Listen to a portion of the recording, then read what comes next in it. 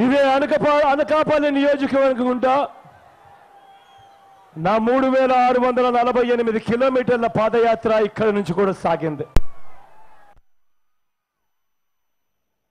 అంతటి పాదయాత్ర చేయగలిగాను అనంటే అది కేవలం దేవుడి దయతో మీ అందరి చల్లని దీవెనలతో మాత్రమే చేయగలిగాను అని మాత్రం గర్వంగా చెప్తాను. ఆ పాదయాత్రలో ఆ రోజు ఇదే నియోజకవర్గం గుండా కూడా ఆ ప్రయాణం సాగినప్పుడు మీరు చెప్పిన ప్రతి కష్టము ఆ రోజు నేను విన్నాను. మీరు పడిన ప్రతి బాధ నేను విన్నాను. ప్రతి అంశము ఇవాళకి కూడా నాకు బాగా గుర్తుంది. ఇవాళ నేను మీ అందరికీ నేను ఒకటే చెప్తా ఉన్నాను. మీ కష్టాన్ని నేను చూశాను, మీ బాధని నేను విన్నాను. ఇవాళ నేను మీ అందరికీ భరోసా ఇస్తా ఉన్నాను. మీ అందరికీ నేను ఉన్నాను అని ఇవాళ నేను భరోసా ఇస్తా ఉన్నాను. చెరుకు రైతుల కష్టాలు చూశాను. తుమ్మపాల షుగర్ ఫ్యాక్టరీని తెరిపిస్తామని 4 సంవత్సరాలుగా ఊరించారు. ఊరించి చివరికి ఎన్నికలు వచ్చేస్తా ఉన్నాయి కదా అని చెప్పి ఎన్నికలకు 1 సంవత్సరం ముందు తెరిచారు. తెరిచిన తర్వాత కనీసం 2 నెలలు కూడా ఆ ఫ్యాక్టరీని నడపలేదు. రైతులకు ఈ సంవత్సరానికి సంబంధించి చెల్లించాల్సిన బకాయిలు 5 కోట్ల రూపాయలు చెల్లించకుండా ఏ స్థాయిలో వీళ్ళు మోసం చేస్తా ఉన్నారు అని చెప్పి ఆ రోజు మీరు ఆవేదనతో చెప్పిన మాటలు నాకు ఇవాళకి కూడా గుర్తున్నాయి. బెల్లం రైతులకు గిట్టుబాటు ధరలు రావడం లేదని, క్వింటాలకు బెల్లం రేటు సరాసరి ధర 2400 రూపాయలకు మించడం లేదని, కనీసం 3500 రూపాయలు కూడా రాకపోతే ఏ రకంగా గిట్టుబాటు అవుతుందన్నా అని చెప్పి ఆ రోజు బెల్లం రైతులు నా దగ్గర తమ బాధ చెప్పిన మాటలు విన్నా. సంక్రాంతి పండుగ వస్తే చంద్రబాబు నాయుడు గారి ప్రభుత్వంలో చంద్రన్న కానుకిస్తారు, కానీ బెల్లం మాత్రం మహారాష్ట్ర నుంచి తీసుకొస్తారు, కానీ అనకాపల్లి దగ్గర నుంచి మాత్రం బెల్లం కొనుగోలు చేయరు. పాడి రైతుల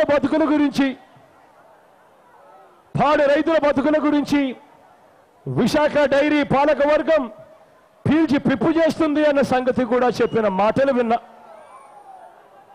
రైతుల సొమ్మును దోపిడీ చేసి ఆ సొమ్మును సొసైటీల ద్వారా వెదజల్లి ఇవాళ ఓట్ల కోసమే ప్రయత్నాలు చేస్తా ఉన్నారు. ఇవాళ రైతుల వేలుతో వారి కంట్లోనే పొడిచే ప్రయత్నం జరుగుతూ ఉంది ఇదే విశాఖ డైరీ నేతలతో. లీటర్ నీళ్లు ధర నా దగ్గర ఆ రోజు వచ్చినప్పుడు నాకు మీతో మీరు అన్న మాటలు గుర్తున్నాయి. 1 లీటరు నీళ్ల బాటిల్ చూపించి అన్న 1 లీటర్ నీళ్ల బాటిల్ కిడ్నీ వాటర్, ఈ మినరల్ వాటర్ నీళ్లు 1 లీటర్ కొనాలి అని అంటే 22 రూపాయలు అన్నా. మరి 1 లీటర్ పాలు మాకు వచ్చే రేట్ ఎంతో తెలుసా అన్నా? లీటర్ 23 రూపాయలకు అమ్మాల్సిన పరిస్థితిలో మేము ఉన్నామన్నా అని చెప్పి పాడి రైతులు పడ్డ బాధలు నా కళ్ళతో నేను చూశా. విశాఖ డైరీలో పనిచేస్తా ఉన్న ఉద్యోగస్తులు వాళ్ళు చెప్పిన బాధలు నేను విన్నా. అన్న 10 ఏళ్ల పైబడిగా పనిచేస్తా ఉన్నాం, రోజుకు 12 గంటల నుంచి 18 గంటలు పనిచేయించుకుంటారు, నెలకు వచ్చేసరికి జీతాలు మాత్రం 5-6 వేలు మించి ఇవ్వడం లేదన్నా, ఎలా బతకాలన్నా అని చెప్పి అక్కడ పనిచేస్తా ఉన్న ఉద్యోగస్తులు చెప్పిన మాటలు విన్నా. ఇదే విశాఖ డైరీని నీరు కారుస్తూ ఇదే విశాఖ డైరీకి సంబంధించిన కొడుకు, ఆ యజమాని కొడుకు హైదరాబాద్లో కొడుకు పేరు మీద ప్రైవేట్ డైరీ పెట్టుకుంటాడు.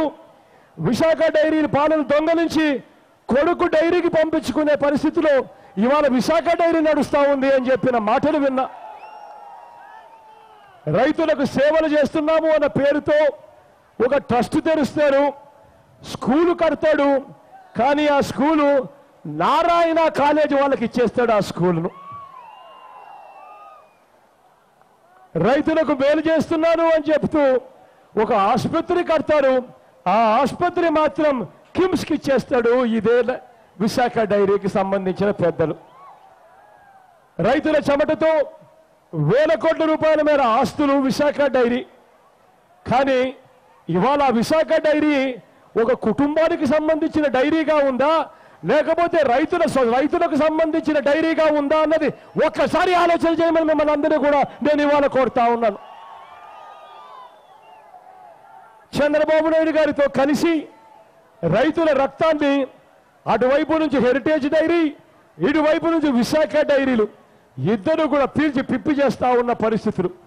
మామూలుగా సహకార రంగంలో ఏదైనా డైరీ ఉంటే అది రైతులకు మంచి చేస్తుంది అని చెప్పి ప్రతి రైతు ఆశతో ఎదురు చూస్తారు. కారణం ఏంటంటే సహకార రంగంలో ఉన్న డైరీలు రైతులకు ఇంకా మెరుగైన రేటు ఇస్తారు. వాళ్ళు మెరుగైన రేటు ఇచ్చినప్పుడు ప్రైవేట్ డైరీలు కూడా ఇవ్వని తప్పని పరిస్థితిలోకి వెళ్ళిపోతుంది. అప్పుడు రేట్లు పెరుగుతాయి, రైతులకు మంచి జరుగుతుంది అని చెప్పి ఎవరైనా ఆశగా కోఆపరేటివ్ రంగంలో ఉన్న డైరీలు ఉండాలని, అవి బాగా నడవాలని ఆలోచన చేస్తారు. కానీ ఇక్కడ మాత్రం కోఆపరేటివ్ రంగం డైరీలను పూర్తిగా నాశనం చేశాడు. చంద్రబాబు నాయుడు గారికి వినని పరిస్థితిలో ఉన్న వాళ్ళ డైరీలన్నీ కూడా, రైతుల డైరీలన్నీ కూడా ఒక పద్ధతి ప్రకారం చిత్తూరులో ఉన్న చిత్తూరు డైరీతో సహా అన్ని మూసేయించాడు. ఇక తన మాటలు మాత్రమే వినే వాళ్ళను మాత్రం ఏకంగా డైరీల చైర్మన్లుగా చేస్తారు. చేసేసి అవన్నీ కూడా ఒక కుటుంబ పరిపాలన కింద తీసుకొచ్చేసి వాళ్ళు హెరిటేజ్ వాళ్ళు ఇద్దరు కలిసి రైతుల కాడికి వచ్చేసరికి లీటర్ మినరల్ వాటర్ కొన్నా 22 రూపాయలే, లీటర్ పాలు కొన్నా కూడా అదే 23 రూపాయలకి అమ్మే పరిస్థితిలోకి రైతులను తీసుకుపోతా ఉన్నారు. ఈ ప్రతి మాట నేను విన్నా. ఆ రోజు అనకాపల్లిలో 250 పడకల ఆసుపత్రిగా అప్గ్రేడ్ చేశారన్నా, కానీ ఏం సుఖమన్నా అప్గ్రేడ్ పేరుకే చేశారు. సరిపడా డాక్టర్లు ఉండరు, సిబ్బంది ఉండరు. 46 మంది వైద్యులు ఉండాల్సిన చోట కేవలం 15 మంది కూడా సరిగ్గా పనిచేయడం లేదన్నా చెప్పిన ప్రతి మాట ఆ రోజు నేను విన్నా.